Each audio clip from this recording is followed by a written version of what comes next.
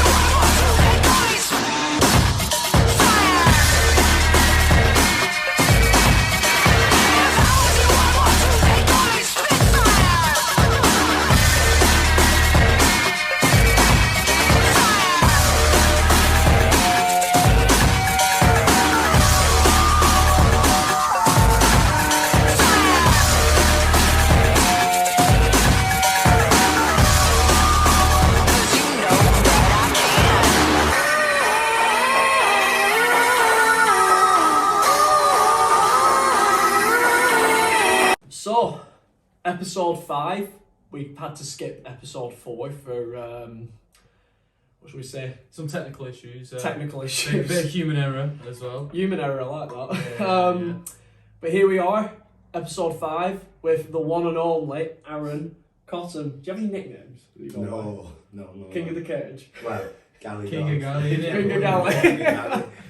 Whichever one you want. Arran is a former MMA fighter, amateur. Used to fight out of Blackburn Predators back in the day, and he's also done quite a few boxing fights around the local scene. Would you class yourself as a journeyman doing that? Yeah. Yeah. Just BKB, kickboxing, Thai boxing. anything where he gets paid, he'll do it. Proper scrapper is our Arran. So yeah, let's talk about where it all began then, mate. So right back. Right. you know what? Might as well go right back. Like, what got you into the sport of violence? I think. Well, I told you this story. It's the first time anyone's going to hear it. So, I think when I was young, I'll go back to be fair, the time when I used to walk past you when I was outside the bus. I remember that. Some days I was a bit of an ass, and probably still am, but I was a bit more of an ass back then. And I think, obviously, when I was growing up, I grew up with, 5 brothers and a sister. And obviously, my mum raised us all. She did a real good job because we were all a bit batshit crazy. And I think I was always the one who was not pictured not to be the crazy one, but more the sensible one. And then I think obviously eventually they realised I probably wasn't, and I was the crazy one in school. And obviously it turned out when I was 14, 15, I was diagnosed with ADHD, which I think once again, everyone knew. Like I said, going back to the bus incident, It's kind of barely obvious. you won't notice, but I used to walk past Chris for about a year and a half. Yeah. So I was Chris- at St Wilfrid's. I'd come out and I'd always get the bus just outside the school, and I'd always see Arran walking. And Chris would just, not obviously at the time, I mean Chris did MMA, he would have fucking took me down and shot me any day. Not like what I am now. But I used to walk past, and just because I wasn't ever scared of anyone, Yeah. I wasn't. I used to walk past Chris and I'd just give him shit. Like, Yeah. and then I think it made it worse because the first ever interaction I had with Chris, my cousin Alex went to Chris's school, Yeah. and he joked and he was like, "Oh, that's Chris Bryce. He'd probably murder you like he does MMA." Yeah. And I think that fueled the fire more because, Yeah. like I said, I always challenged myself. And then I used to walk past then and give Chris even more Yeah, shit yeah, because I yeah. thought, you know what, I want to antagonise him and see like what he can do. And I remember I did a lot. I was always out and, I had a lot of troubles. I was always getting into fights, always getting into trouble in school. And then I think there was one time when I walked past and you just had enough. It was when you broke your leg. Wait, did You I were fight? Did I fight? No. You broke your leg and you sat down, and I remember you said to me, when my leg gets better, because I'm nearly going back to training, come back to Predators and I'll kick your fucking ass. I can't remember that. That's fucking well funny. I remember. Sounds like you. No, it wasn't actually you that kicked my ass, it was John James. Oh, that's even worse. Because That's actually worse. This was even worse because I remember obviously. Oh, I remember that sport. I couldn't. One of you's you elbowed him in the face. I remember. I didn't know the rules and I made the worst mistake ever, John. So if you are watching this, I love you for what you did. I came down and Chris had obviously Rob cared a lot about Chris. Yeah. He looked after Chris. He knew of obviously Chris's situation. Yeah. Rob hated a bully. Yeah. And I think obviously because I was kind of the top dog where I was a bit being a bully, the that sort of big-headed person. one, And I remember I came down and I actually took Chris up on it and I walked him, no gloves, nothing. Yeah. And Rob had obviously had this conversation, and I remember I was going to go with Chris. I was like, you know what, I'm going to go for it. And I remember he stopped me. Do you remember this? And he said, no. It was a long time ago. He said, you're going to go with this lad here. Fuck. And obviously, at the time, still to this day, like John is the best person I've ever known. And I will say that. And I've had conversations with John where I've just randomly messaged him saying, when are you coming back, mate? Because he is hands down the best person I think ever has walked the earth in this sport. It's such a shame. I think he'd be in the UFC now, man. And 100%. I instantly regretted it because obviously I brawled. Yeah. And brawling does not work against No. John. And I remember he took me down and he was just playing with me, submitting, and he wouldn't submit me. He would just fucking pounding on me, just smashing me. And then obviously I was still quite game, so I was just coming back. And I made the biggest mistake ever, didn't know the rules. I threw an elbow. In sparring, in fucking sparring, he elbowed, bare elbow to John James' And then face. John just turned around and that was it. Yeah. He were teeing off on me, he were levering me. Rob had hold of John, pulling John. No one could stop John and he was just levering me. But once again, I think that was the start then because I was no longer the dog's bollocks. Yeah. I was very, very quickly humbled. And I made it my life's mission to be as good as John. Yeah. I think at that point, me and John then started this sort of like really good friendship because after that, I come in and once again, I knew that John was going to absolutely demolish me. So I had to kind of like step it back. But I always had someone to want to be now. Yeah, John was the best. And I needed to be the same as John or better than John because of me, because that's the way I was. I think it was only 3 months. I think I was only training for 3 months. And then I was kind of itching. I started getting bored because I do that a lot of time, get bored of sports. And Rob was like, oh, we've got you a fight on my first show. I was a big ticket seller back then. I had a lot of people around. I had John, Chris, everyone at that point. They'd kind of taken me in and I was now one of the team. We would run up fucking Darwin Tower. 2 days after that day, I started joining with John, Zach, Chris, Corey. Yeah. And then I remember 2 days later, I'm getting messages off John and Chris, right, come on, we can run up Darwin Tower. I'm like, yeah, mate. I can't even run down and touch shot. Yeah. But then I think from there, it just kind of took off. And then we obviously had the first ever show. I think I sold what a night. That was a 100 or so tickets. I filmed pretty much like a massive area because all my family came down from Scotland. And then this led into obviously I kind of lived up to the hype, but not lived up to the hype because I think it was one of Rob's worst mistakes ever. Just before you tell the situation. You missed the rules meeting, didn't you? Yes, I missed the rules meeting, but I still hold. Well, I held one of the fastest knockouts in amateur history. It was just very illegal. So, yeah, I missed the rules meeting, and I remember it was really funny because at this point I'd met with people like Paul Crossley, Yeah. and he knew I was a bit of an idiot. And he was one person, he said to me, Ray, you need to be at this rules meeting. Rob at this point once again was really serious, and obviously I was a bit of a rebel at this point. And I remember them all saying, you need to get to this rules meeting, don't eat anything. We got taken for a Subway early morning. You remember Rob picked our orders for us to make sure I weren't just going to fucking slam as much sauce as I could on there. It got to about 3 o'clock and I was starving. And I went out to Chester's round the road, rules meeting were on, came back, didn't know the rules meeting had been on, wrapped up, gloved up, medical were absolutely fine. And then we was in the corridor and I had you and John were keeping me really calm and saying, come on, you've got this, you know, you're going to lever him. Obviously, Chris was fighting as well. Yeah. Was John fighting that night as well? Yeah, he was a bit later. All right. You and John was with me because obviously I had you with me all that time, and Mawson was with me as well. And they were saying to me, you know, like, fueling me up, you're going to smash you, you're going to beat him, but stay calm. Don't let that sort of, like, idiot in you come out. And like I said, I think do you remember I went to shake his hand and I said, oh, good luck, mate. And he went, oh, good luck to you, I'm fucking snap your jaw. But he said that That's what Luke Gass said to me when we was in, because Wow. where Audley was, we used to be in the corridor together. And like I said, I was always quite calm, so I would sit and talk to the fighters as if I'm not going to go and punch them in the face. And then he said that to me, and I remember when we was walking out, I said to these, I said, I'm going to break his jaw. And I don't know how I did it, because I did. But yeah, so I remember the bell rang, and in my head it went on for a long time, the fight. It always does. And I remember I threw one punch, I followed it up with another, and he put his hand down, because I think I'd hit him really hard with a shot. He put his hand down. At this time I was doing amateur B, so I couldn't get on the floor. Now I once again didn't know this, I thought it was just a brawl, I thought it was an all-out fight.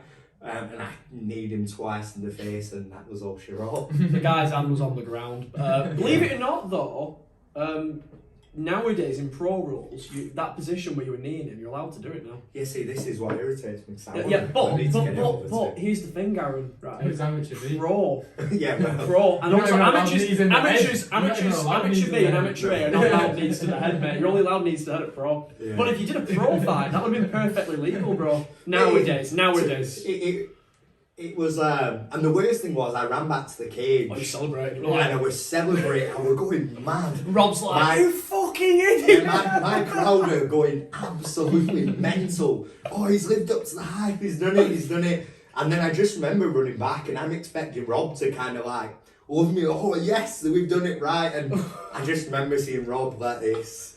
And I remember Mawson with his hands up. And I remember everyone looking at him thinking, what the fuck is going on? I just beat this geezer. It's like 4 fights, my first one. But yeah, after that, I think we were really steady with Rob. We had quite a good gym. At the time, we had quite really close-knit lads. I mean, we would do a lot of extra training. We would all be fighting very regularly. I mean, to be fair, we had a gym where someone would mesh Rob and we'd be like, yeah, go for it. It's like when I fought Casper's Azada, I mean, on 2 weeks' notice on ice, turned up 10 kilos heavier, and we're like, yeah, let's still go for it. But yeah, so I think that's where it all began. And I just kind of, once I fought once, that was it for me. I think it was just like what I needed to do. Because I calmed really quick. Once I started fighting, don't get me wrong, I was always an arsehole when I drink, so apologies to anyone I've ever been an arsehole when I drink. But I did calm really quick, so there were times when obviously people would give me grief or whatever, and I wouldn't bother, like you did in that bus stop, I was Chris in that bus stop then, because people would walk past me, think they're all an MMA fight, and I'd be like, wouldn't even bother me. But yeah, so that's the start. So going back to your first fight, the feeling, a lot of people, obviously there's a lot of up and coming from the Blackburn side now, and that feeling when you first walk out to your first ever fight, how was that feeling for you, for yourself? I think I'm an anomaly in this, so it's an awful question to ask me because we've always said this, haven't we, Chris? We've always had this argument here. I was just, to me, it was just another day in the office. I mean, we've done medicals, haven't we? And the people have sat there and said, "Are you know you're fighting in like a couple hours." I'm like, yeah. They're like, your heart rate's like steady. Are you all right? The only time I think I've ever failed a medical is when I'm swigging about 500 Red Bulls the minute before we walk into the weigh-ins. But like for me, it was the excitement, and I think obviously you've got to know that if you are a fighter, you are a performer. You're not going in there to impress anyone. You have nothing to prove if you go in and you train and you are in that gym every day. You have nothing to prove to people. So I think I'd already realised that because I'd kind of had that history of where I had proved myself to people. So I think obviously for upcoming fighters, that feeling, a lot of people get the nervousness, and I think we mix the nervousness with sort of excitement. And I think obviously some people are really excited and their adrenaline's running, and instantly they think, oh, we're nervous, we've got the shakes, we're a bit panicky going in. I mean, for me, I think like you've just got to think of it as it's just another day in the office. You get punched every single Thursday, Tuesday, whenever you spar, and we all know that spars are not always as light as we make them out to be. If anything, sparring can be worse than fighting. Yeah, so I think obviously for that, I would just say to you, it just has to be another day at the office. What's the worst that's going to happen? You've lived through the worst. You break a leg, you get knocked out, you break your jaw, and you're out for a few, a while. But I think it's just excitement when I go out. It is genuinely like a release. Like it feels like I've bottled so much up and I'm now getting to let it out on someone's face. I love that. Oh, yeah. So what's your total fights? Because I know you've done a lot of fights. You've done a lot of MMA. You've done a few bare knuckles, haven't you? As well? Yeah. So boxing, kickboxing. You've done quite a lot. Like, what would you say the exact number is of fights? I think you've done? from last year alone, I did 100 fights. So I hit 100 fights in a year. Go on, Reece Straight. And it was only because once again I'm going to mention as well, Seamus Devlin. Yeah. I've heard of him. I used to go, and he was another one. So obviously, John stopped training. We had everyone going to different gyms. We all grew up, is the honest answer. And we all went different ways. And obviously, as I said, until the minute when John stopped, and even to this day, I still want him to come back. He's so motivational. Just one sec. John James, please, bro. 2 things. 1, get on this podcast, please, brother. And 2, get the fuck back into the sport, man. Okay, carry on. But yeah, like he was essentially the motivation. Then we obviously had Corey was then motivational for me. You was motivational. Because to be fair, I think after that it was the motivation. Then tapping Chris out. I remember me and Charlie for years drilled so much to try and tap you out. It was. I remember the first time whenever I think it was like a triangle I caught you in, and I remember I was so happy, and Chris like, I've just tapped you out like 20 times at the same roll. I got him once, that one, but it's like Adesanya. Do you know what's mental though? Do you know what's mental though? Like looking me now, like going through everything I've gone through, going to loads of high level gyms and different things. You know that thing about tapping people out in the gym? It doesn't really mean anything. It actually doesn't. No, now that I've grown up, like when I was a kid, it was like, oh my god, I tap this person out. Like it doesn't actually mean anything. I think no, but it's more like someone taps you out. I know, but Yeah, someone taps you out. It's like, well, I won't name anybody, but I've tapped some pretty fucking good people out. But it's like, it's the gym. It doesn't mean anything. It's like they might have had a bad day. They might have slipped. They might have this. They might have that. We might have done it in a drill where we start in a bad position. Do you know what I mean? It's like it's just training. It doesn't really mean anything. Even in fights, sometimes it doesn't really mean anything. But I think like it's that motivation you've got to keep. There's always so like. No, that's what I agree with. You want a goal. You're with Nexa. I mean, you're a person who you're going with. Now you'll probably have Paddy is going to be your motivation. You exactly. need to beat Paddy. I want to beat Paddy. And that's what happens. Like, I agree with that. Eventually, we'd lost John, and then you had to be my motivation, and then eventually you kind of went your own way, and then Corey was my motivation, and then obviously Corey went really, he's doing really well for himself, went off and kind of did his own thing, so I had to find that motivation somewhere else. And I think that's when I kind of lost the love of MMA. Arguably, so that makes a lot of sense. So what got you into the sport was having that benchmark. So I think and now you've lost that benchmark. well, there's nothing for me here now. I need to find another venture. Because that makes a lot of sense. This was what we end up getting into a situation with, when I used to fight for Rob. What would happen is I was just a brawler, and it would be hit hard, and when people hit me, I'd just walk through laughing.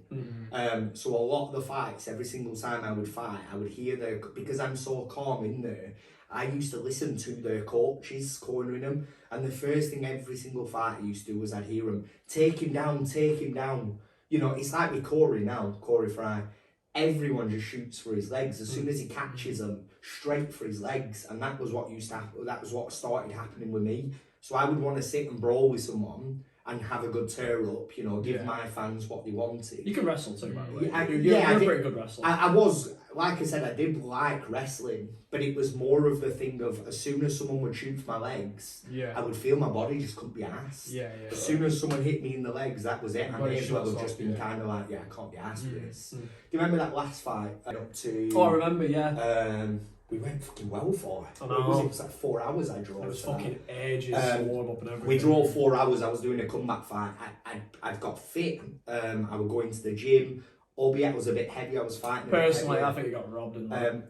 We went with a guy, and before it, we were speaking to everyone, and he come from a kickboxing gym. And it's that guy with the glasses, that gym with I don't know the guy's name. You know him because he was there that night. And they're a kickboxing gym, and they focus on stand up. And I said to him all the way through, the guy was saying to me, we're going to stand, we're going to have a tear up. And I'm thinking, I've done boxing journeyman for God knows how long now. Like, now I'm ready. Like, MMA goes, I'm going to clean you out. And what was it? I threw one overhand at him. I hit him with one big overhand. Straight away, he shot for a single leg clean on me. I threw him, so I hit through him onto the floor. And then I had him, and I had him inside control, and I started going to hit, and the ref didn't he stopped my hand, and he's saying, you can't hit from there, you can't hit from there, you can't do that to him, you can't grab him like that. And me and Craig, I'm talking to the ref. I've got this guy in kind of like a bulldog choke at this point. Because I'm talking to the ref whilst he's escaping from me. I'm like, even know rules, like on the video, you can hear me, I'm saying to him, even know the rules, mate, I'm inside control. Have they put that on YouTube? Yeah, it is on YouTube. I've tried looking for it, I can't find it. Well, unless they've taken it off, because I used to comment saying pussies every single But what happened was, then the guy stopped us because I was mouthing off. He stopped us, but then when he resumed us, the guy moved down and had already got me on the side to reset us in kind of a position where it weren't. And the guy literally turned on top of me, and he were trying to punch me, and he weren't even hitting me, was he, at all? Nope. I was literally holding his arms, and he's saying you can't hold his arms while he's in mount. I remember saying you're gonna move, Aaron. I remember, I actually remember Aaron, you looking at me saying, I'm moving. I'm moving, and he was absolutely fine. If you're in a position where you can talk like that, you're absolutely fine. There's no reason for the ref to stop it. I'm under him, holding him, worming my way out, and Chris is talking because we was near my side of the cage. I'm literally having a conversation with Chris, saying I am moving, I'm fucking moving. And I was swearing, and the ref's like, oh, stop talking. But then it was so confusing because he just stops the fight. And it was a very early stoppage. And I got up, and I said to the guy, so I sat up, and I'm like, are we being reset? I was pissed off. And he goes, no, that's it, done. And then obviously we went back. I got a big apology from the...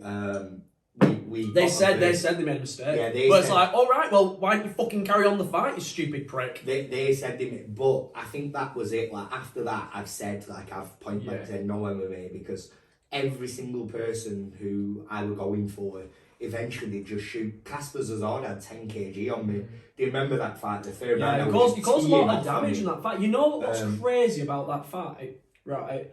That happened, that fight, during the old scoring system. It's not even a rule change, it's a scoring system. A lot of people get confused with this now with MMA. The old scoring system, you could win fights by cuddling people. You could win fights by just smothering people, taking them down. Just control time was more valuable. It's like, you're on top, you're winning. But do you know how they score it now? Yeah, it's damage. Damage. You have to score damage. You have to cause violence. And in that fight, if you look at the new scoring system when you fought Casper, you fucking dominated him. Yeah, He didn't actually cause any damage in that fight. No offence, Casper. I like Casper. You know what I mean? I'm just saying that old fight. If you don't I need mean, new offence, he got battered. well done, by the way. You beat a very good fighter that night. You didn't.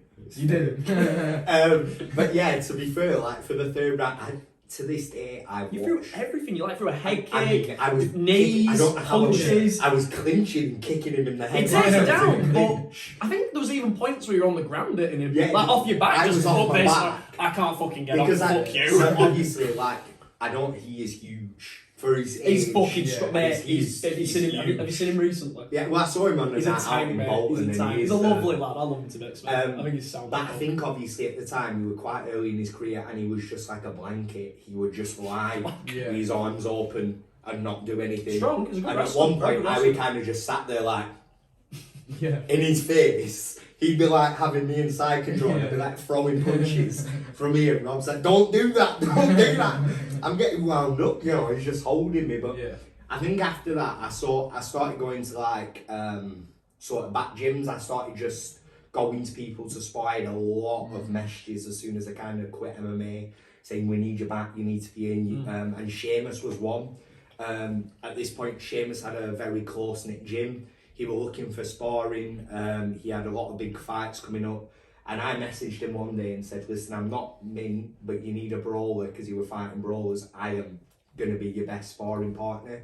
And I used to travel all the way to Burnley. And me and Seamus built quite a good relationship. I would go, we would have a lot of big sparring sessions. He would teach me a lot of things from boxing, pure boxing, because he's a fantastic coach and boxer. I would teach him some dirty tricks from MMA, standing on people's feet, uppercutting them while you're standing on their feet.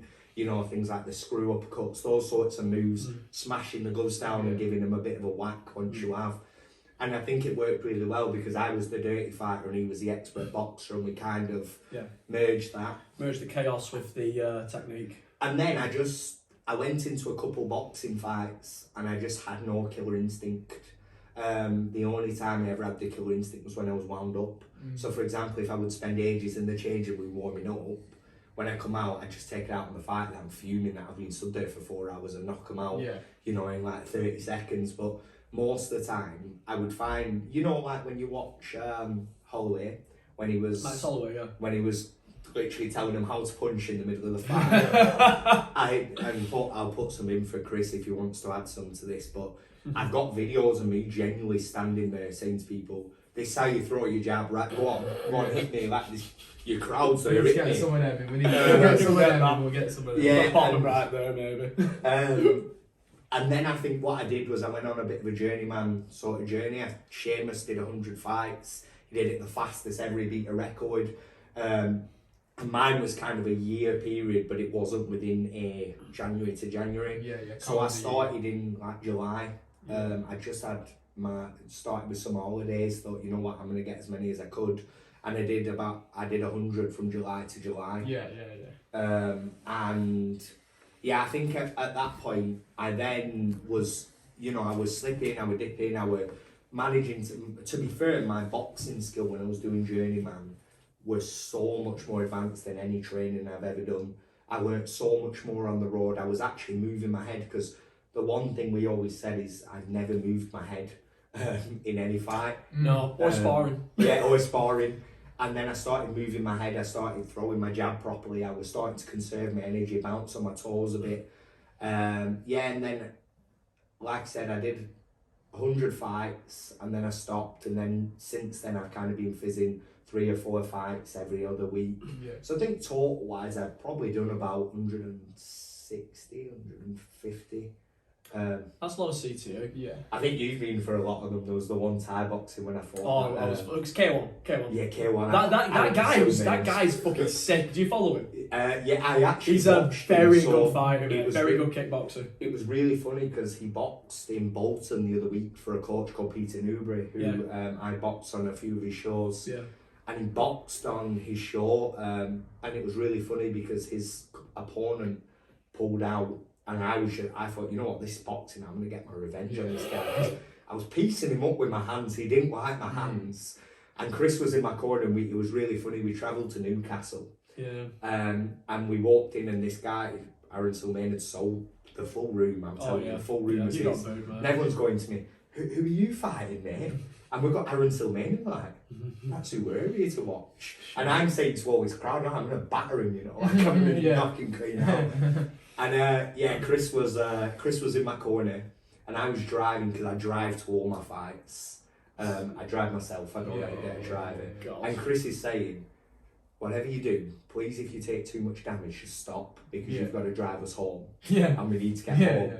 And it was the worst thing ever, because we touched gloves, and I said to him, be nice on me, because I'm going home tonight in the own car. What's the strategy? What's the strategy? You're fighting a boxer and you're a kickboxer. On the legs, innit? Yeah, my legs were. There was what the ref had to.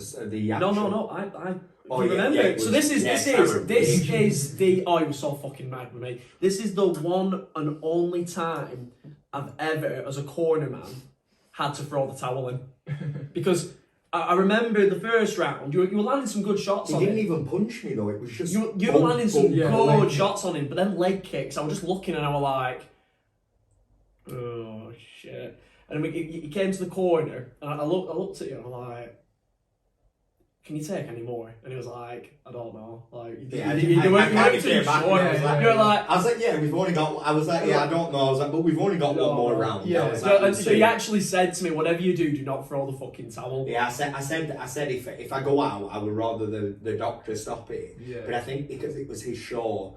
I think they were going to give you more abuse, mate. They were not going to stop it to leg kicks. Yeah, I did forgive Chris because I don't think they were going to stop it. It's a mad thing is, I chucked the towel. He and it was out, didn't he? No, he chucked it out. But I chucked the towel. Imagine this in slow-mo, because it felt like slow-mo. As I'm chucking the towel, as it's in the air, Arran turns his head and he's like, what the fuck? And then I remember he was getting food. He was like, then it landed, and then he fucking went sick at me. I'm like, mate, we need to get home. Like, and his leg was black after that fight. His leg was fucked. I remember driving home with Chris. Like, you're alright driving? Like, yeah, I can't even feel. Feel the thing. Right, I just keep this foot on clutch, and this one will be fine. It'll be alright. Oh my god, that was an interesting one. I did go on a really long run of fighting. Like I said, I did a few BKB in the sort of hay bale sort of boxing that you do. Aye. Really is it good money in that? No. Like, to be fair, I think I got so much because I would just fight for not a lot, but it would add up. Also, like one weekend, another weekend, or Yeah, maybe so two in one night. Do you ever do 2 in one night? Yeah, I did Friday, Saturday, and Sunday when we had a bank holiday. Fucking mad. Have you ever done 2 in one night? Yeah. On the Saturday, I did 3 for oh my word, Dale will confirm I did 3 in one night. So I fought a kickboxer for the first one, I did boxing for the second, and then someone pulled out on the night and they had an 84 kg. Is this all on one show? Yeah, one night. That's dodgy. That doing it all on one show's pretty dodgy. No, he were. That's pretty dodgy. He had the unluckiest sort of streak of all his fighters are fantastic fighters. They are so humble. They were really nice with me. He had an unlucky streak of people pulling out. I mean, I get that. This is why we need journeymen in the sport. And I would just stood there, and he's like, he's like, oh my god, I've got one fighter who's called Arran. I can't find anyone. And I said to him, I'm like, let me go. He's like, no, mate. He's like, I can't let you go out there. He's like, you've already done 2. He's like, like people don't understand. And eventually he looked. I'm gonna take a wild guess. You didn't take a dive either. No. Fucking no. Fucking. My leg was blacker than that one we went out with. Really? The guy was 84 kg, built like a brick shit house, and he was lovely. Don't get me wrong. And when we come and touch gloves, I remember him saying to me, "Thank you for this. Honestly, you're a lifesaver." And then he waved at my mum, and he says, "Sorry, I'm gonna have to do this." To my mum, and I was like, "For God's sake, here we go." And I came and same again. Like I was having a big tour up with the boxing. I was getting him.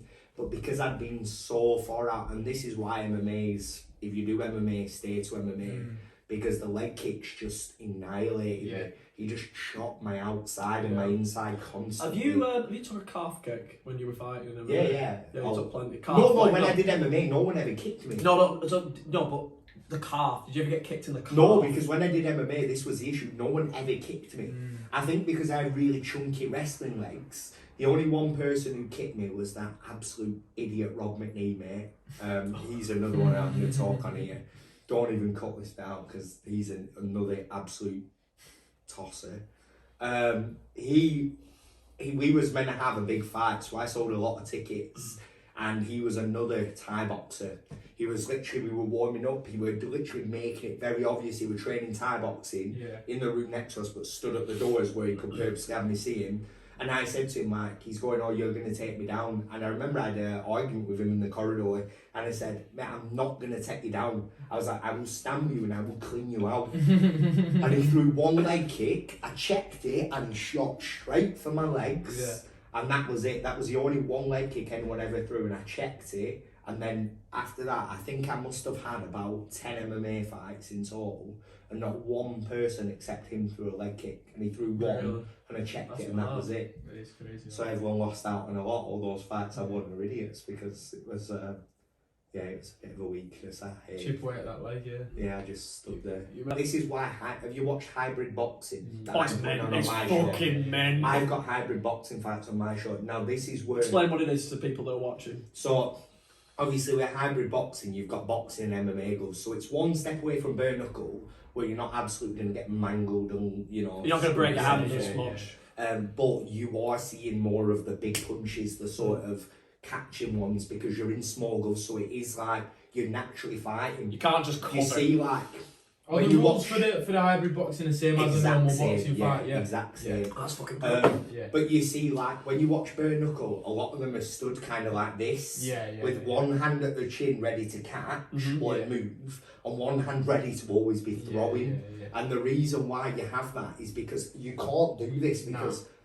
Don't get me wrong, like, when I was a lot younger as well, I used to be awful when I used to have fights like bare knuckle wise, even when I was outside, because a lot of people, for example, when I was in school and I got into a lot of little fights, I think I was the only person who generally is on video throwing body shots in the middle of the fight. You know, everyone's just stood there kind of like this, walking like sort of like Terminator.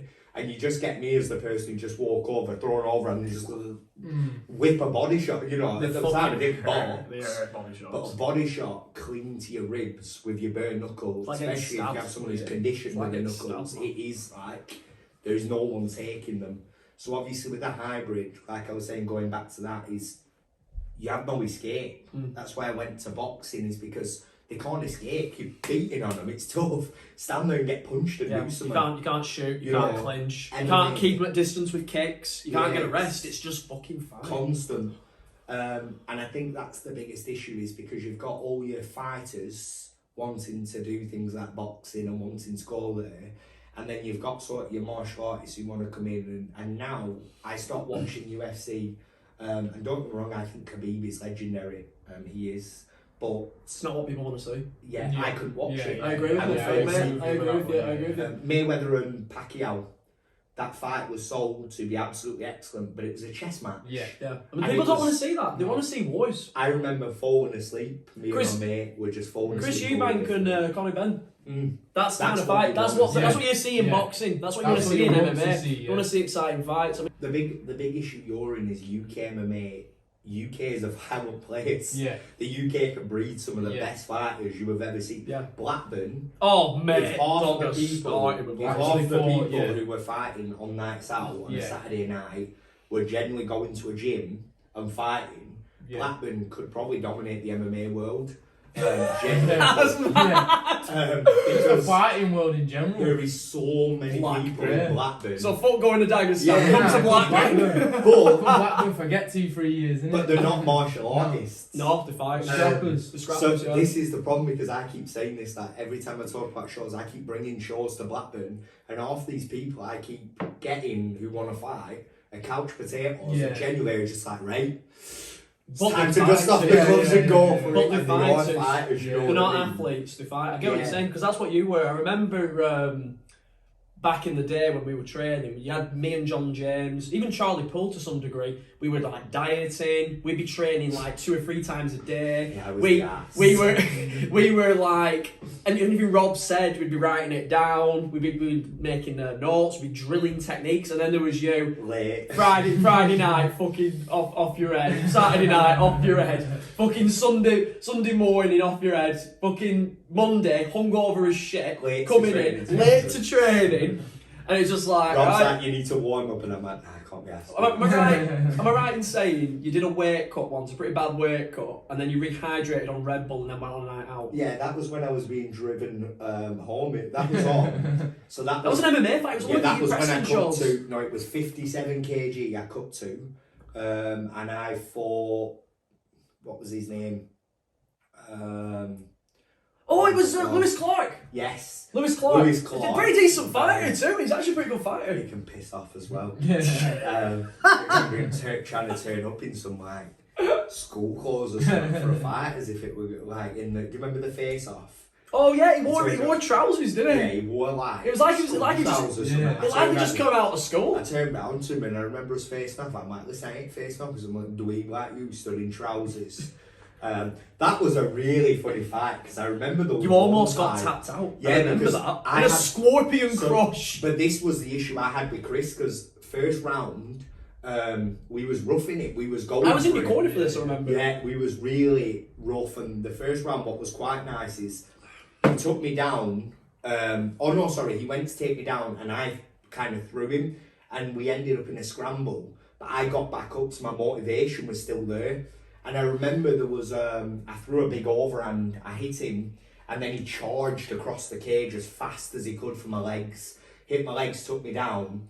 I was underneath throwing punches, very questionable ones. Because there's that legendary picture of it, sorry Lewis. He just said fuck you and then sorry in the same Yeah, I'm sentence. saying sorry for the elbow that was the couple of them that was very questionable, slipping off the face to a.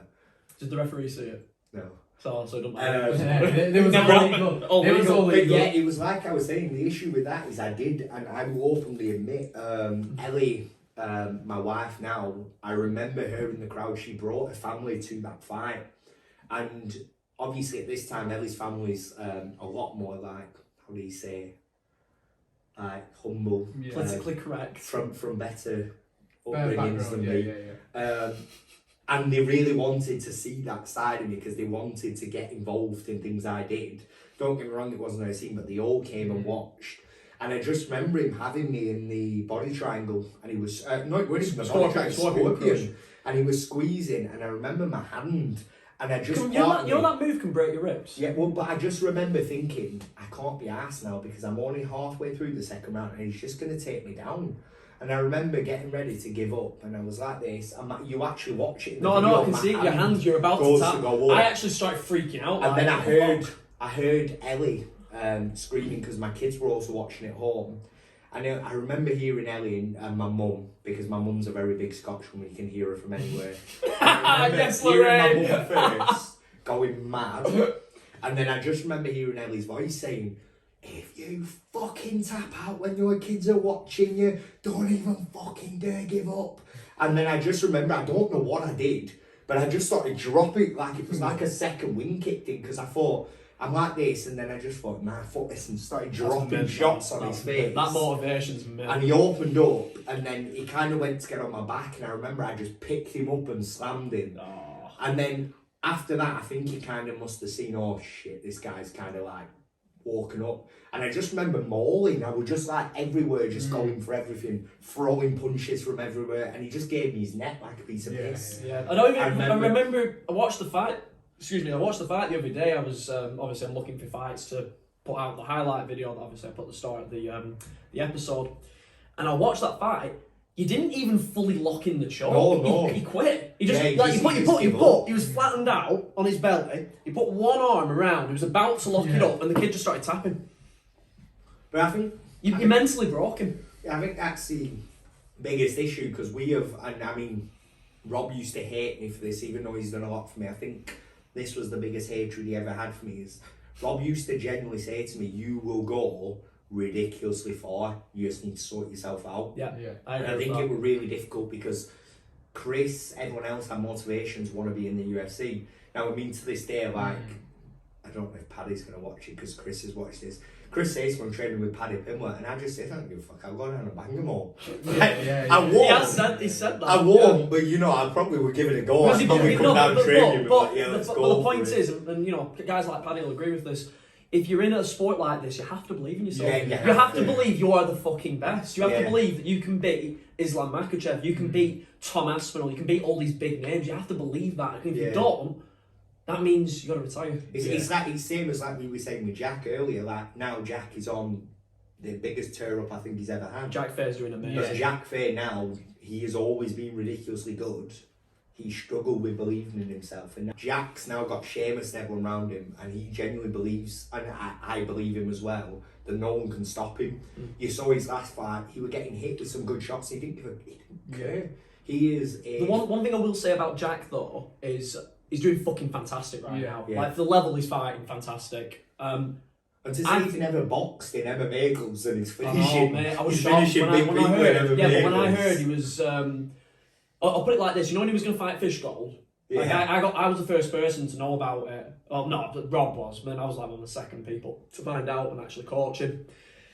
And the first thing I was thinking is, you know, even though Fishgold's got all his issues and everything, you know, he's out of it pretty much now, Fishgold.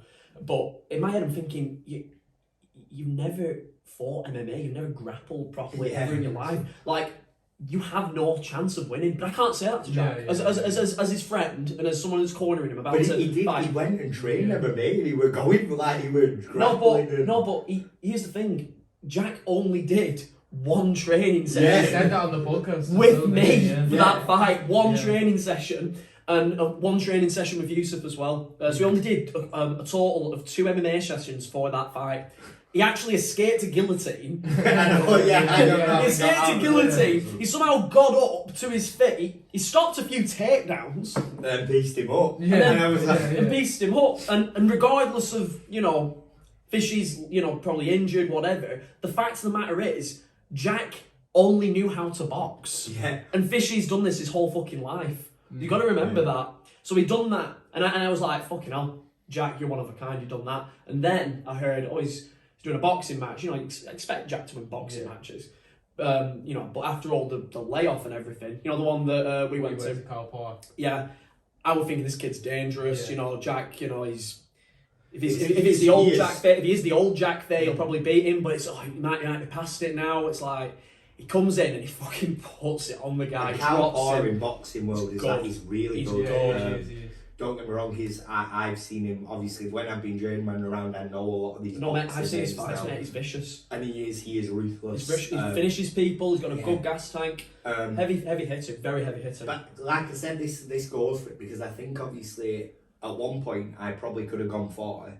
But I've never wanted to do fighting as a career. Like, as I said, I genuinely think a lot of the drive I had was because I had ADHD. My way of dealing with stuff was it was your therapy. It was your therapy. I would bottle a lot in, and I think when I used to fight, a lot of that anger would come out.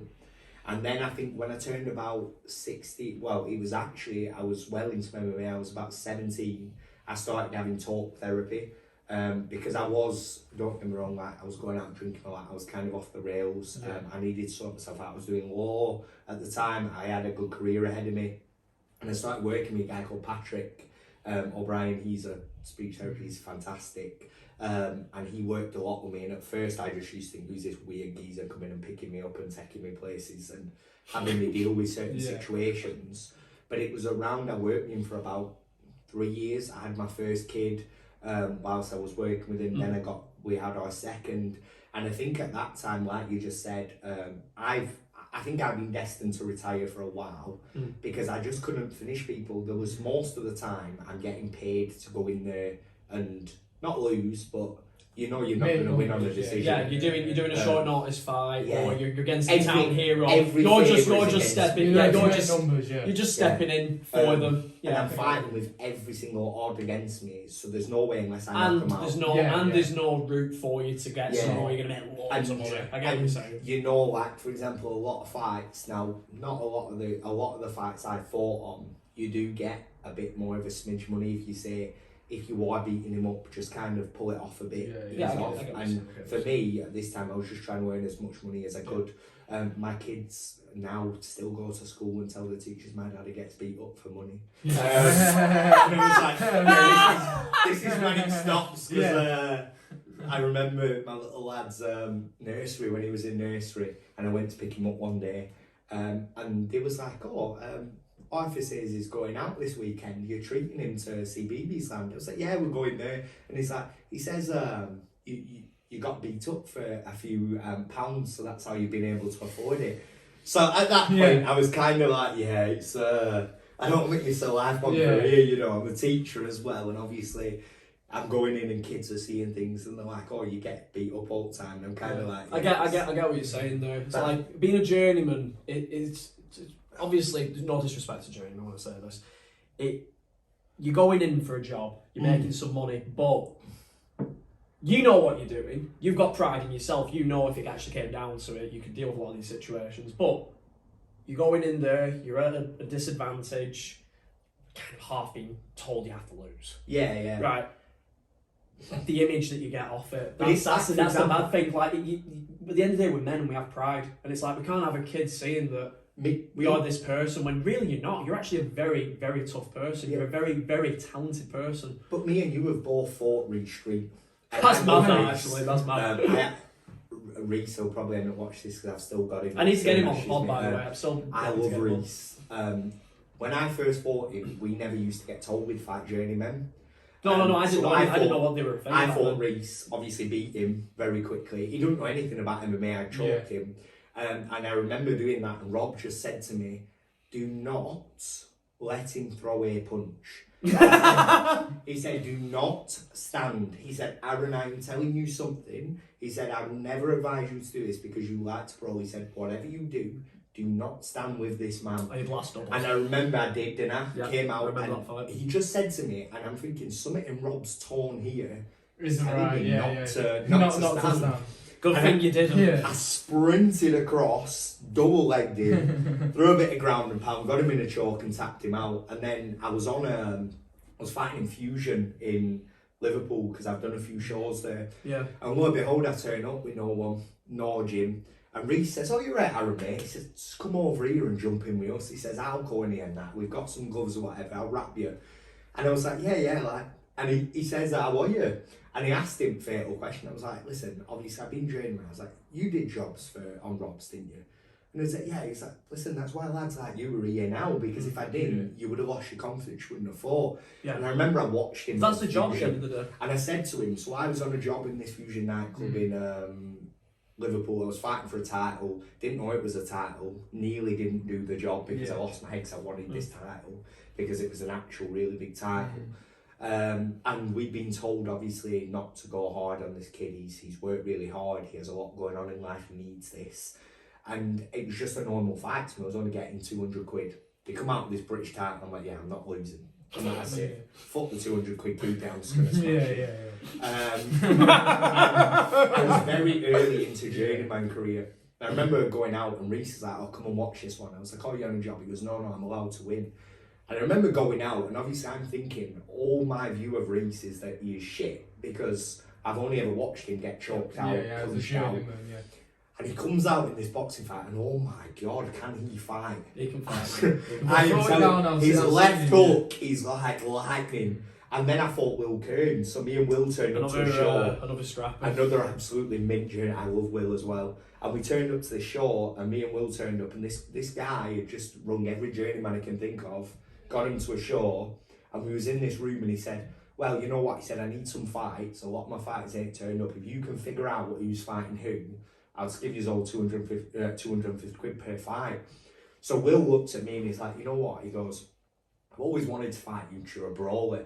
And I'm sitting there thinking, you know what, fuck it, I'll go with Will because he's not that good. And once again, he is one of the toughest boxing matches, straight boxing I've ever had, because no one used to come in the pocket with me. No one would ever come in the pocket with me. And Will willingly walked into the pocket with me, put his gloves on my head, and I'm thinking, I'm sweeping. I remember going to throw an uppercut and he just went, boom, cleanly a screw from there, went like that, and I'm thinking, oh bloody hell, he can actually box. And then I'm slowly on the back foot and I'm thinking, you know, he can't keep me on back foot here. But yeah, so I think like, I did lose motivation now, and then I had to, after all that journeyman stuff, I had no killer instinct. I was allowed to win a couple, just to see if I still had the fire there. Do you think it was more the journeyman that actually knocked the fire out of you? Because obviously you was getting paid to do the job, so obviously you're out of the rhythm of, I'm going here, I'm going to demolish this I think guy. another thing is you're seeing the inside of the industry. If that makes sense. You're seeing everything for what it actually is. You're not the prospect. You're not the fucking guy that's getting all the. Do you get what I mean? You're just looking at it as a fucking job. But I think like one weird thing about me was I like, and this is gonna sound very pervy, but I like getting hit. Was the issue. So, Chris, I used to walk into box matches hands down. And just be sitting there saying, I used to go sick. "Come on, hit me!" And I could never hit someone first because I couldn't get warm. You do the same thing in sparring all the time. Unless someone hits me and hurts me, I couldn't do it. And because obviously, I think because I'm very mentally strong, one thing I've always said is I'm never going to get knocked out. I'm never going to like... Taz Grogan hit you with an uppercut years ago. Hard as fuck uppercut.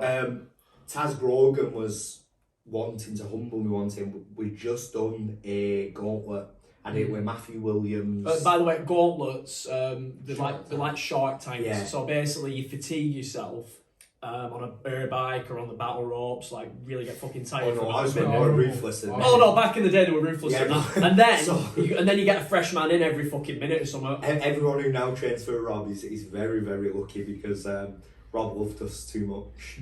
And he was absolutely fantastic. We were so conditioned. But we would do short tanks with 4 people, one fresh person. You would absolutely wreck yourself on the battle ropes. And then he'd be like, right, 4 are going to go at it here. And there would be the 4 worst in the gym.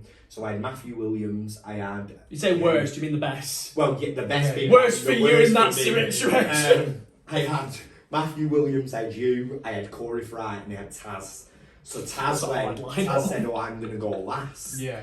And if whoever goes last... Yeah, the biggest guy last. Fuck that. The person who goes last is essentially saying, I want to absolutely smash this geezer because he's got no effort and I'm just going to tee off on him. Matthew Williams, fantastic boxer at the time. Very good. But very, very powerful in terms of he was constant with takedowns. He was relentless. Very good wrestler, very good striker. And all he did... Undefeated, by the way. He retired undefeated as an amateur.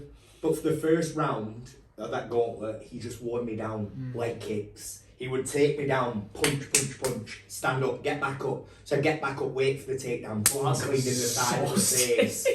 And then I never knew what to do with him because he is such a good boxer, but he was wearing me down when I was putting my hands down to stuff because I was expecting a takedown. That's called MMA, mate. He would just mixes it up well. So then I go to Chris, who was the opposite and was just absolutely relentless in takedowns. I was getting my head slammed off the mat every minute. I was getting choked. 1 minute I'm wrestling off, I'm led on the floor and Rob's going, get up, and I'm kind of trying to take a breather and Rob's going, Chris, ground and pounding. So I'm like, and then you start having someone hitting you. Chris was probably the nicest in actual fact. He used to hit them like... I never really wanted to hit people hard. And then obviously I had Corey third. And he was like a sniper. And he's nasty. At this point, I have no wrestling, I have no And he hands. ain't pulling back his shots. And he's just right hand straight through, body shots that I had. Leg kicks, anything. His kicks are awful, his head kicking me, and I'm just standing there, and Rob's like thinking like he's still going. And then, like I said, I had Taz Grogan last minute, fuck me. And I think everyone thought, yeah, he's done. Like, he's going to get knocked out. And it was the last minute. And he was kind of like... Taz was very powerful but slow. He would be like, boom, boom, like Terminator on you sort of style. and I was just screwed. And I remember he had me in a single leg. By the way, Taz Grogan's like a middleweight, and Arran at the time was probably a bantamweight. 60. Yeah, fucking bantamweight. So basically, like similar size to you. Me and Brad. Yeah. It's like me versus Brad, isn't it? No. But The size even difference, taller, yeah, bro. yeah. The size difference is He had like like you, 0% like body you fat. versus someone bigger than me. Yeah. He had 0% body fat. His pecs were Just like made of a fuck. god. Like he had abs that looked like they'd been drawn on. Scary. He had that tattoo on his fucking chest. It just looked like a fucking fighter. And it was me and Taz was obviously I used to always take the piss in the gym and say no one's ever gonna knock me out. And Taz, everyone always wanted to humble me. That was always the way our gym ever worked. Always. It was always let's go with Arran and let's fucking pagger him because He chat shit. And I talk shit when we're sparring. Yeah. I know. Yeah, he I chat was shit just to sitting people. talk shit when we're sparring and fighting. So I'm talking shit to Taz saying, "Come on, Taz, you're meant to be bigger than that. Come on, finish me, big lad." And I remember it was the last minute, and it was like, you know, slow motion like Rocky. Yeah. I was like walking back, he'd single leg me, pushed me back, I was stumbling back, and I couldn't do anything. And I just went boom, and my head went all the way back, and I remember I come back down, and it was kind of like semi-wobbled. Not dead. And I just remember him going to throw the left hook, and he went, "Beep," and Rob went, "Time!" Like this and stop. Like trying to save you from dying. And Taz is like, I'm surprised that didn't like kill you. Is that you alright, mate? And I kind of just lay down. The image I have in my head is, you know, when Francis Ngannou Yeah. knocked out that guy. Yeah. Like almost snapped his fucking head off his neck. But I think for me, like, because I could never get hurt after that, I'd had a lot. I think with having bottled anger, the more you hit, the more that slowly releases, and you don't feel pain. So I was never hurt, and it just knocked the fire out of me because. Yeah, I've never once seen you get knocked down. Yeah. That's actually something I can say. And I think like for me that. Oh, body shots, yeah. I've seen Corey drop me with body shots though. I will admit that. Matt Williams is. But the body shots only are person- horrible. Oh, is it Matt Williams? Is it not Corey? No, Matt Williams. First ever time I met him, I would call him a ginger prick, and he dropped me with a body shot. Oof. And I never knew that he actually boxed before that. He boxed can in box. ABA. You can box. And I would call him a ginger prick, and he dropped me with a body shot. This was when I was in my first phase, but yeah, so I think that was when I lost the fire, and even to this day, like I go in and I talk to people when I'm fighting, and if they're not hitting me and they're walking away, I'm saying to them, "Come on, like hit me!" Like what's You up were, here? if I remember correctly, you were whispering into Casper's ear the whole fight, weren't you? Yeah. You know, he's on the Call him ground. sweet cheeks. Like, imagine like you're dead close to something, No, like yeah, they're yeah. pinning It you was in like awful. half guard or something, and you're just saying like, I was saying, "Come on, sweet." like just flirting with him and And at stuff. one point, I'm sure I was like trying to lick his ear. And stuff. I was like, "Come on, sweet cheeks." That's let me Arran, up." guys. That's Like, Arran. "Come on, babes, let me up." Oh, a bit like a Kevin Owens. Yeah, no, yeah, honestly, do you know what? Arran Cottam's the Blackburn Kevin Holland. Holland, Honestly, yeah. he chats shit to everybody. Like, the mad thing is, I remember a lot of spars I had with Arran in the past. Now, I'm probably the nicest out of all the lads that we've mentioned, right? But there has been times where I've tried to fucking knock him out. Yeah. I have actually tried to knock him out. And that's why I give him a lot of credit, because I've actually got pissed off of him at times. Like, he'd fucking say things to me, and I'm just like, I'm gonna drop you. Yeah. I'm throwing fucking full pelt head kicks at him, full pelt body kicks, full pelt leg kicks, and he's just moving just forward. walks. I am winning the round, by the way. Yeah. He's not teeing off on me, and he's missing He's every still shot, coming, yeah. but he's still coming forward, and It's it's just like. that overhand. And all that I'm just thinking hates is, it, yeah, right? and he's Everyone throwing that just overhand. watch for an overhand. He'd literally, right, and I knew what was coming every time. But no one ever could move was the issue. Like it would just always hit. No, he never hit me with it. Well, that's because you used to fucking run because I was walking that Terminator. Yeah, or shoot on you. Yeah. But Arran would just be, he'd take everything, he wouldn't even move his fucking head. Like, I'm moving my head a bit now, and Arran would just be like, "Vroom." Like, he'd throw maybe the odd body shot, and then, vroom, I will right say- over the top. I will say, like, I remember me and Corey and Mawson were like the trio of piss takers in that gym at one point. And me and Corey would just literally at start, well, come on then, big lad, who's fucking king of galley now? Yeah. And me and Corey would just walk over, no rules at all. We go, we going for that? I go, yeah, yeah. And me and Corey, genuinely, there was one time we just used to stand there with hands down, do you remember? Yeah. And we would just absolutely slug for 3 rounds. And don't get me wrong, like Corey was much faster than me with the hands. Yeah, very technical striker. Very technical, but once again, like, I think for Corey that was good as well because I would be hitting him And like for my size, I had a lot of power, and he would be hitting me, and they were like the sorts of things that we had. But yeah, I can't. For me, like I can't finish anyone anymore. I've been in situations. There was I fought a lad. He is an absolutely lovely lad.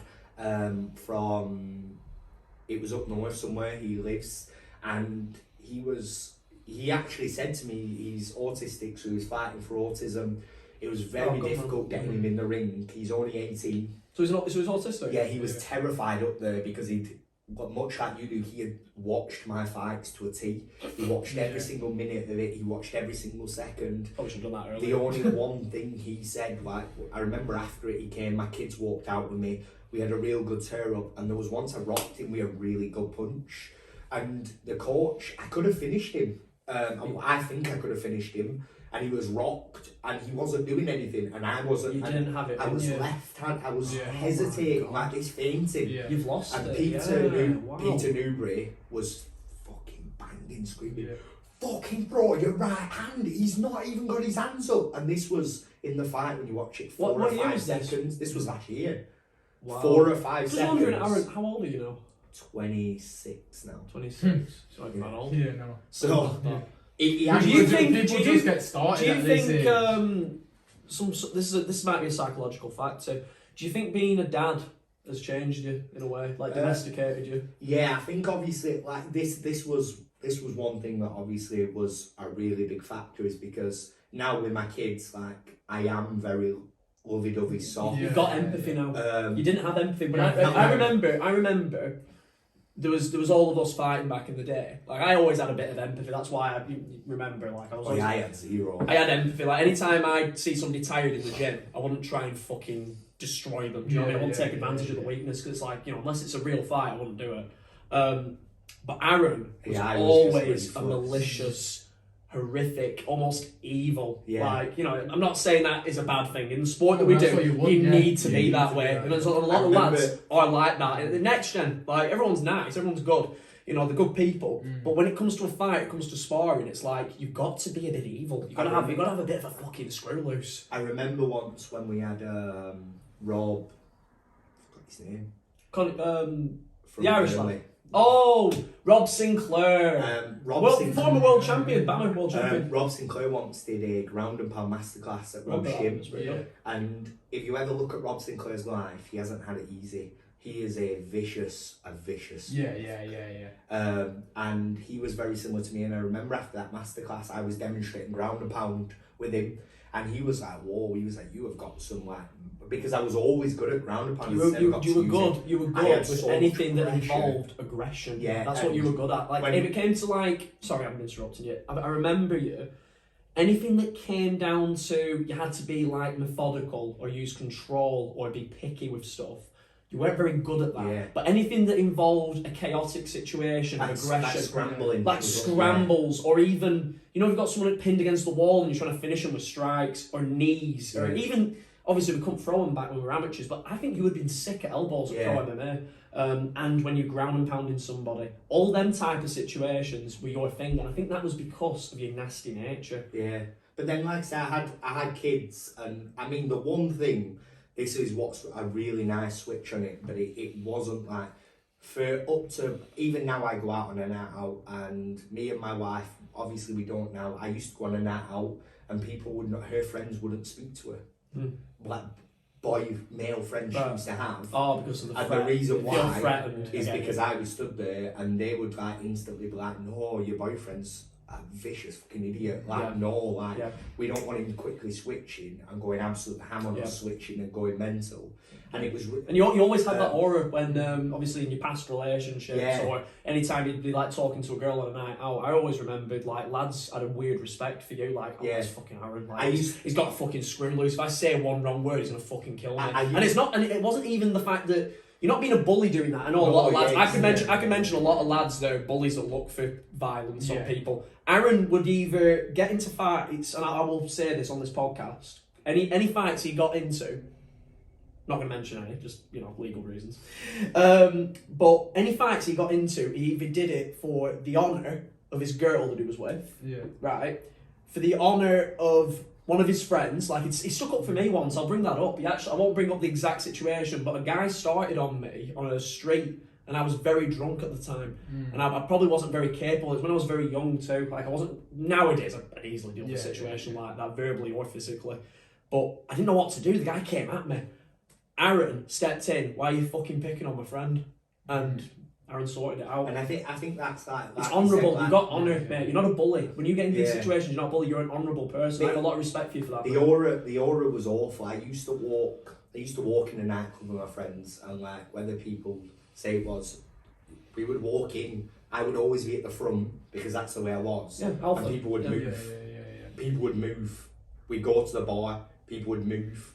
You know, like sort of like gangster sort of. I remember that. I was genuinely. Clitheroe, that night on Clitheroe. I remember the vibes. When I used to talk to people, I am like very nice. Like, I would politically talk to correct, anyone, random people. I would go to the bar and have a very good conversation with them, get along with them, and they'd be like, the one phrase I always remember is, "You're actually not that much of a dickhead." And he used to be like, "Well, yeah." But it was like now I'm really nice. It's very difficult because, I mean, there was once when I was joking with Ellie and was like, "Before I die, I'm going to apologise." Have you ever seen My Name's Earl?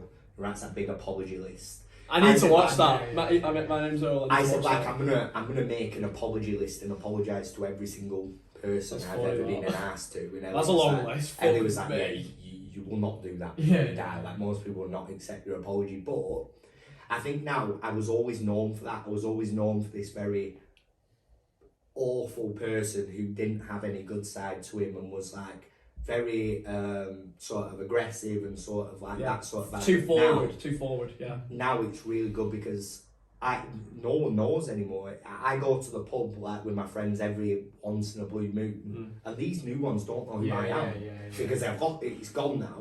But what's really good about that is anyone who does know me now is like, "Oh, you're a really good dad, you know." Like, that's what that's what you want, And like I think, like you said, that does affect it because now my life revolves around my kids, my family, my work, you know, and a lot of that other stuff.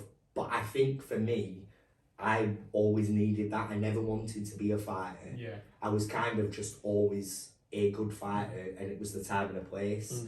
And this is what like leads me on to the promoting. I was just about to the biggest issue with me is, and Chris will know this, and anyone who is a promoter, please do not ever message me anymore. If someone messages me, and Ellie and my wife and everyone, my kids know this, if someone says to me, "Can you fight this weekend?" I get a tingle, a weird back tingle. And then you see I start pacing the room, I start walking up and down, that's not you, I know. Yeah, I start kind of getting like really, oh, I need to do this, like something in me, and I'm thinking, do we need an extra couple £100? Do we need to, you know, do I need to go and do it? And that's the fact that you're questioning it. Yeah, that's the answer. And this is the problem I have, is because I can't not be involved in fighting. I can't. It is in my nature. My kids now are 3, 4, and 3, 5, and 7. They are Ellie, my wife, as I keep mentioning. She is like mortified because they are like, they want to be. They love fighting. They love that things, and I think it genuinely is in my blood. And it's a good thing. It's a good thing to be around. So like, with them, obviously, especially for their upbringing. I don't let them do it because I don't want them to go the way because once again you talk about CT, no clue what effect it's going to have on me in 10 years. And also financially going for that route, if you don't make it, you're fucked. Yeah. I will admit that's something I will admit. So that my second youngest keeps saying, "Oh, Daddy, I want to be a teacher and I want to be a fighter." And I'm like to him, "No, you don't, lad. You can train, but you're never going to fight. Like you're not going to go in." You got to remember this, mate. It's up to them. Yeah, well, it always will be, but like. But whilst they're a little sponge, you're doing the right thing, mate. But when they get to that age, it's like, I want to give this a go. At least they've got someone like you in their life to help them. Yeah, and I think this is like I said, now we promote him. I can be involved. I can set fights. This is why, like we were talking earlier about not watching the UFC, or when I watch people fight. This is where the bad side of me comes, because, for example, when I watch someone fight, my instant reaction is they've made it really well, but I would smash the head off them. Like I would. Like I've watched people who are really big. I've watched people, for example, in UFC, some of the ones who were up and coming, And in my head, I genuinely believe if I trained, I would absolutely pagger him. And it's not even a false belief of one of these couch potatoes who say, I know what you mean. you know, I believe it. And I think that's like I said, but that's your ego. yeah. It's a good thing, you need it. You need that ego. Keeps your life, bro. But this is why, obviously, I've got my upcoming show, and I think it was what I needed. Yeah. Because now, obviously, my kids yesterday were counting tickets with me. Wow. They were That's really great. involved. You know, the tickets come randomised, and you're having to sort them out. And they knew that I loved that, so they were getting involved. You know, me and the whole family, literally yesterday, we were out in the car for about 4 hours dropping tickets off. And for some reason, because it was involved, because it was about fighting, it was related to fighting, I would stop and speak to the fighters when I'm dropping tickets off. They would ask me about my past life and, are you not doing it? Pardon me. I think it was nice just for me to be like, no, I'm not going to do it. Like, I think this is me now. Like, if I can do the odd show, keep myself in it, still keep my main job, you know, still keep my family time. If I go down and do some sort of coaching for the white collar stuff, I can bring my kids with me, they love it, they can get involved. So I think now I'm fully done. That's beautiful. Yeah. The only time I will ever come back is if something like BKB or something has a massive pull-out in a title fight. Yeah, basically. Yeah, money. Right. And we're back. So we were talking about your show. Oh, by the way, before we get going, Llama Fitness.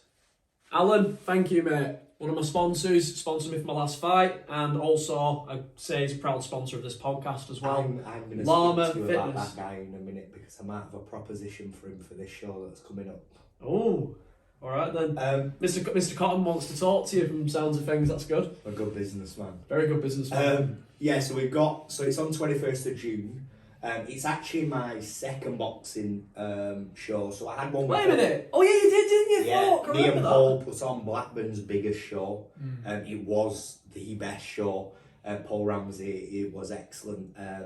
Shout out to Paul Ramsey, actually. Yeah. He was my coach when I was a kid doing kickboxing. Paul Ramsey is an absolutely excellent sort of father figure, and he took me under my wing, and we did. He used to take me down, keep me in it, keep me fit, keep me out of trouble a lot.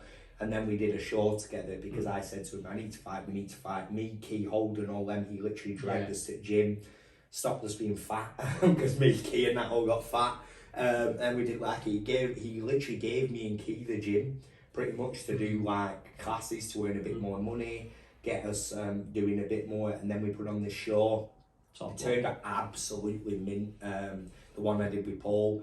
I went dormant for a couple of years, went through my journeyman stage as we were saying before, and obviously I'm back now because my inbox is just rammed with people saying, when are you going to do a show, mate? When's this boxing event happening?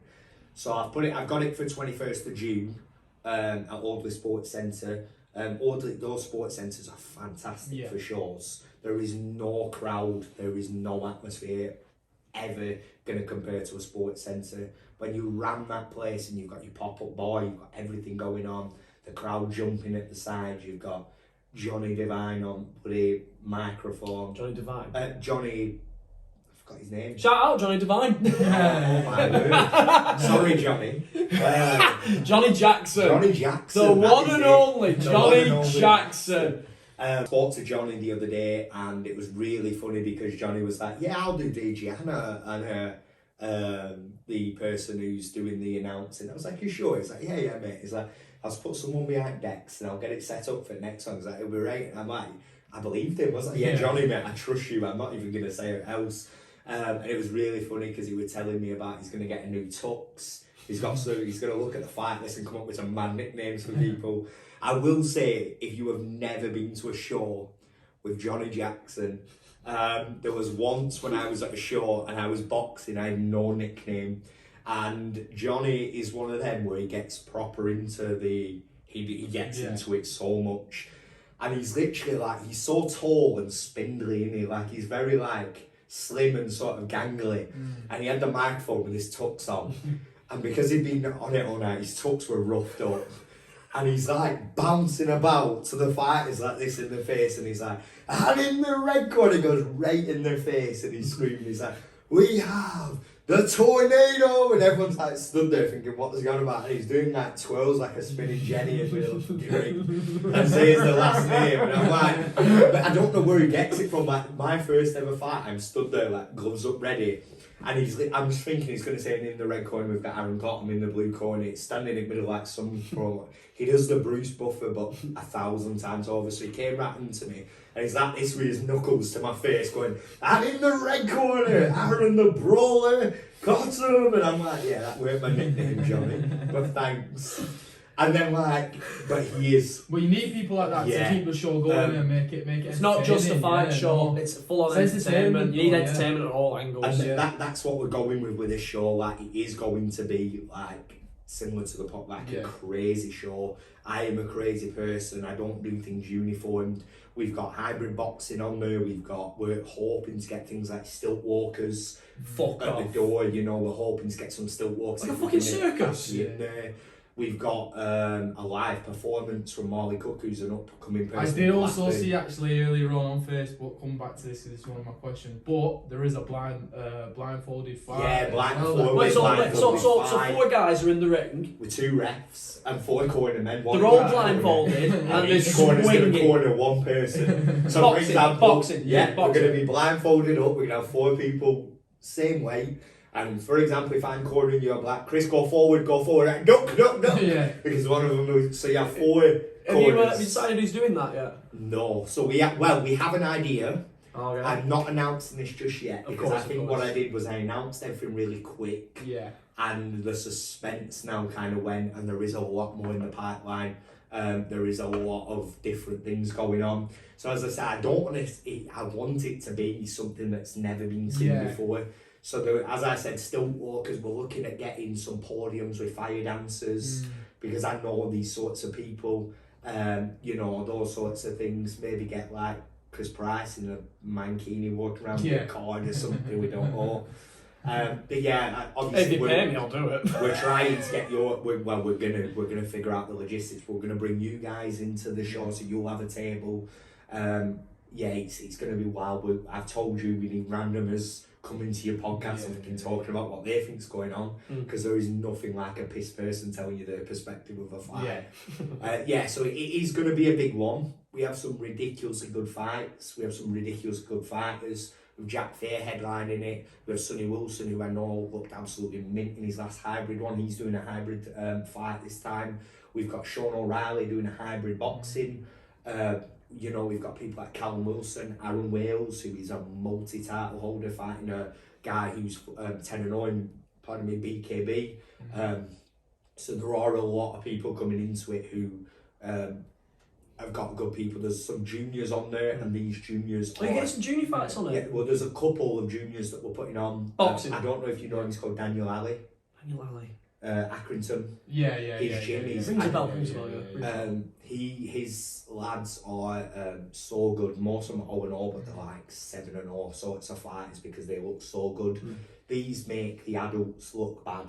Because of how good they are. Really good, so we are going to put a couple of juniors on there. We have a junior title. I'm hoping to speak to Seamus and work with Daniel and Seamus, see if we can get one on, because Seamus has a good lad called Billy the Kid. I don't know if you've seen him.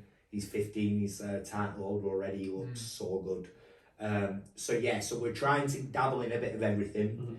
On that night, how many fights are you expecting to be on the full show? So I'm expecting 16. Now the way it's going to work is obviously we're going to have 2 intervals between them, and there's going to be a lot going on in those 2 intervals. So I don't like the auction sorts of shows. We're not putting an auction on between the 2 intervals. We're going to hope to get a performance on. So if you want to go out and you don't want to enjoy the performance, fair play to you, go and do whatever.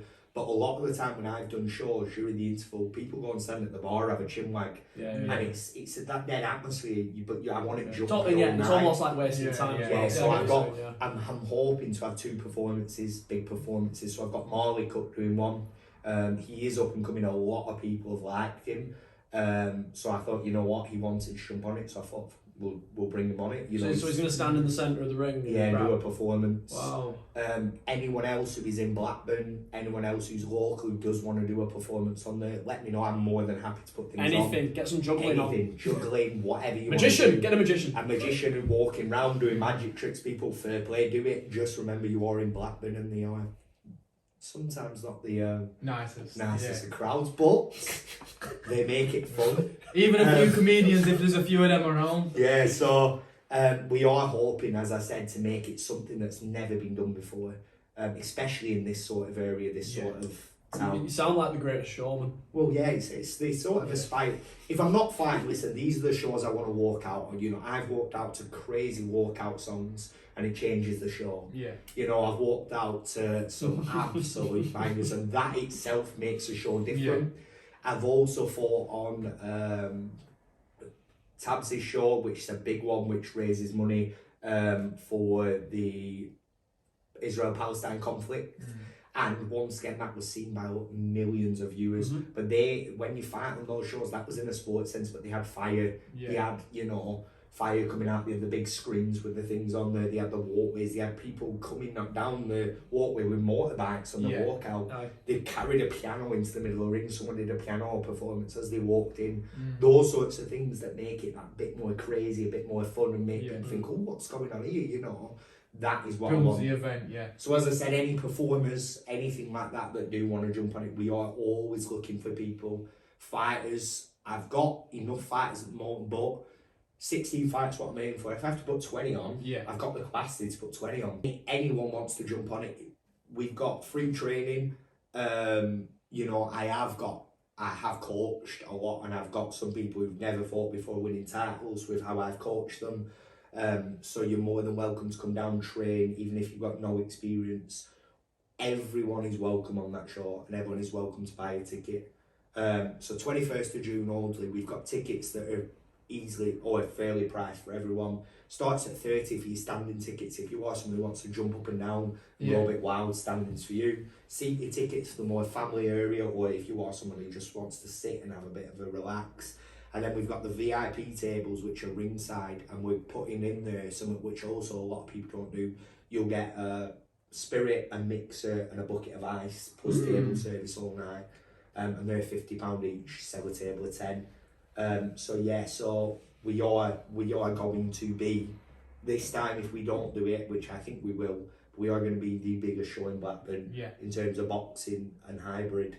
And then going forward, it's going to be, every time it's going to be something new. It's going to be something you've never seen before. Have you ever thought about adding other types of fights on, like maybe kickboxing fights? Yeah, so that was one avenue we wanted to go down. However, once again, I know there's also Rob Freeman puts on a fantastic MMA show. Yeah, and that's kind of his avenue. Yeah. And I think for me, he's done a lot for me over the years.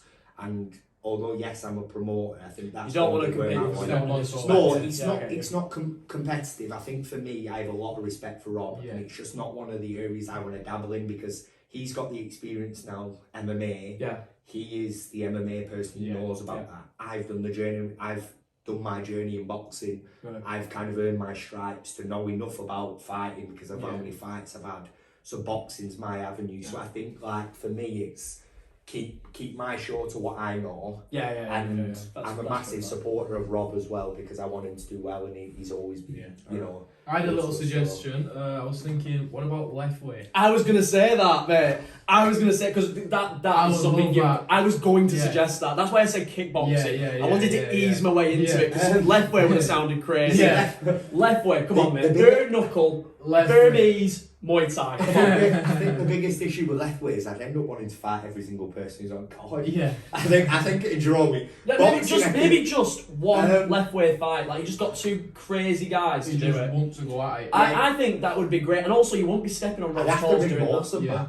You get Mawson fighting. I'd have to have Mawson on it. Mawson doing left way. Mawson would have been a left way king. But yeah, I do. Come on, that's I do want to dabble. I have not seen. There's only been one person. Gaz is the only one I know. Against Sean Lawrence. It's the only one I've seen in the UK. I think as well the biggest issue is you have a lot of it, and this from a promoter's side is the sort of insurance, medical. Because that's dangerous. So for this one, it's going to be a no. But as I said, we are going to make something which no one's ever seen. Yep. So it wouldn't surprise me if October coming into next year we do have that sort of stuff because we are going to branch out. As I said, the only thing I don't want is we're going to keep it in a ring. We're never going to have MMA. No. No. Kickboxing, kickboxing, Thai. Probably could dabble into a bit. That's what I mean. mean. Definitely. Yeah, just striking sports. Stay away from grappling. Stay away from MMA. Leave that to anarchy because we want to help all the other people. As I said, left way is definitely something we are. It's been mentioned. Yeah. You know they're allowed headbutts. You would have loved that. Yeah. You would have loved doing that. Imagine like picking someone up on the road, smacking If you him with a remember me headbutt. and Mawson is double my weight, completely double. And we used to do elbowing each other and headbutting each other, so it would have fit.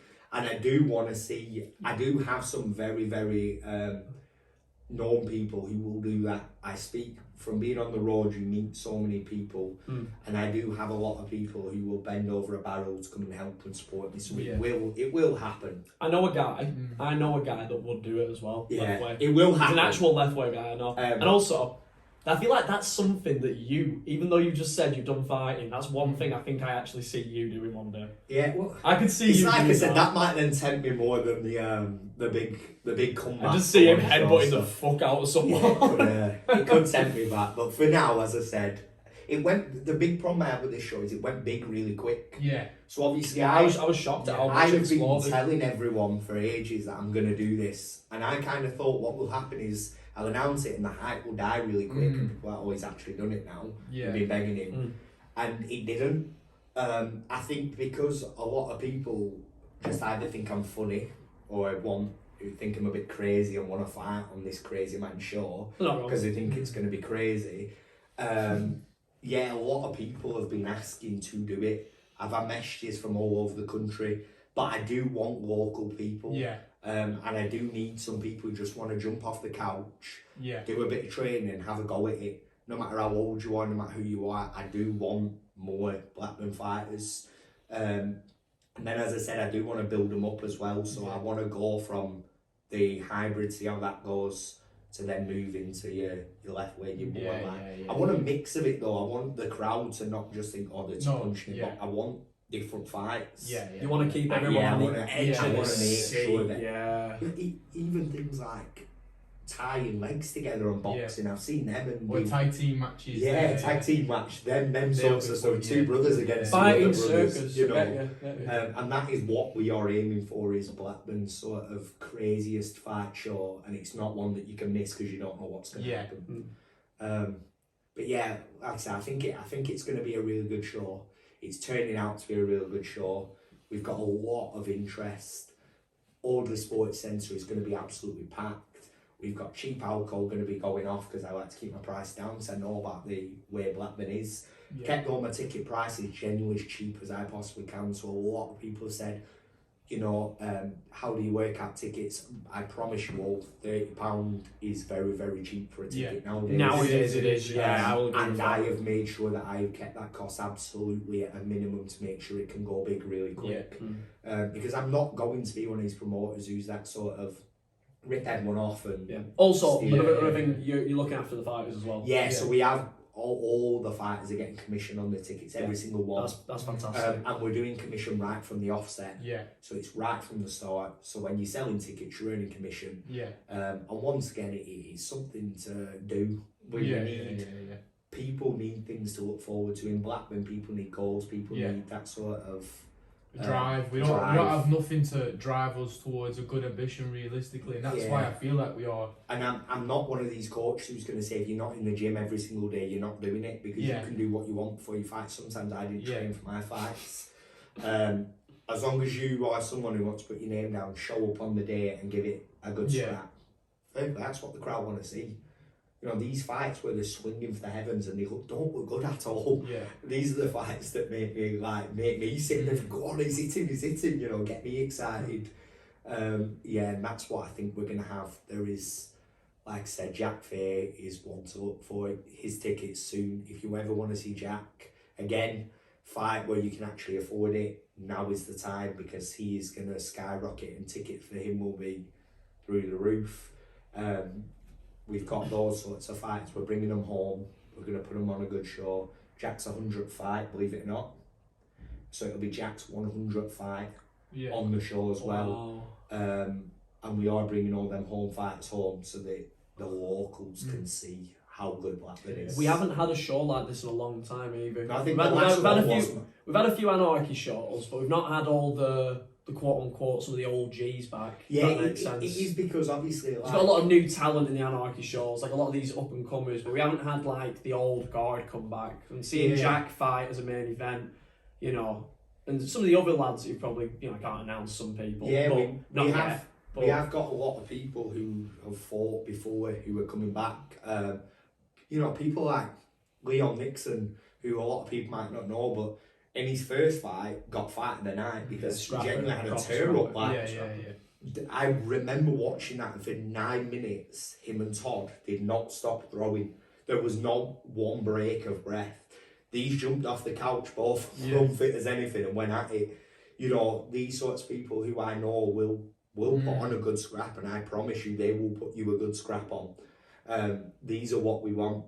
Some of them aren't the most technical fighters, but I'm guaranteeing you these will be the best fights you'll see, especially the hybrid. If you go to a hybrid boxing show, I can't wait to watch some I hybrid can't wait ones. to be on this show. The tickets are hybrid are like 40 or 50 quid. Who have you got as the commentary team? So at the moment, I can't announce it because they are a bit wild and funny. But as I said, all the people we've got, the one thing that I will say, the only 2 things we've got proper, well, 4 things, is the ring, the judge, the medics, and the what's it called? Ref. Yeah.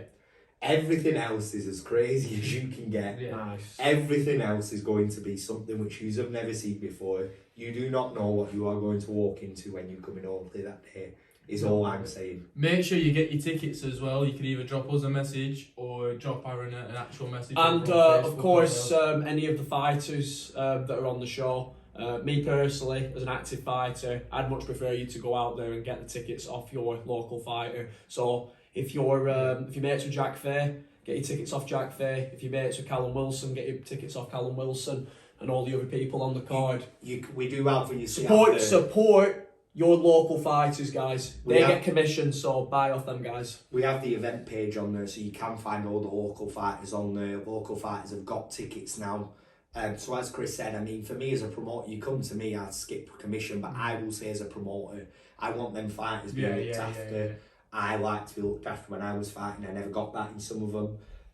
You know, some of the ones Jack's done, he's never been looked after, you know, and he's a big name. Some of the ones like, for example, Sonny or them, they've been fighting for, you know, for just nothing. And I think now, like Chris said, get there, support your fighters. Support Sonny, support all of them. Even going and shouting. I mean, me as a fighter, you asked me earlier, what does it feel like when you make that ring? I could hear every single thing when I was in a fight. That was one good thing about me.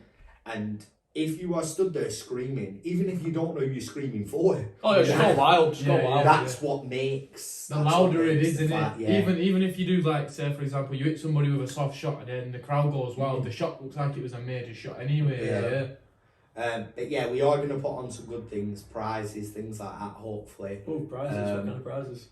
Listen, I can't give. It's wild. It is going to be a wild show, is all I'm saying. And if I was not a promoter, I would pay. I might actually pay for my own ticket. I might have to pay for my own ticket. I want to buy a ticket now. Wow. Yeah, so 21st of June, Audley Sports Centre.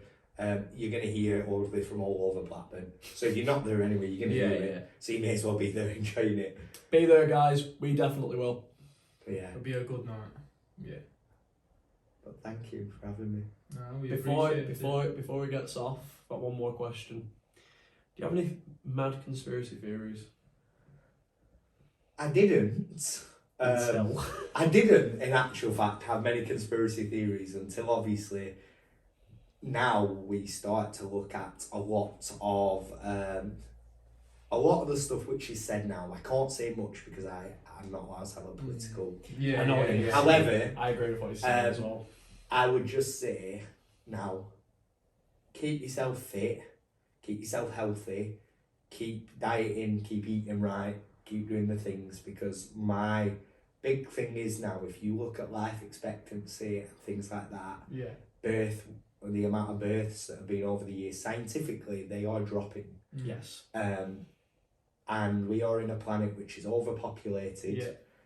Deaths are rising, births are dropping, and that's all I will say. Yeah. So that is, it might give That you one's deep. but might have to have a little conversation off camera.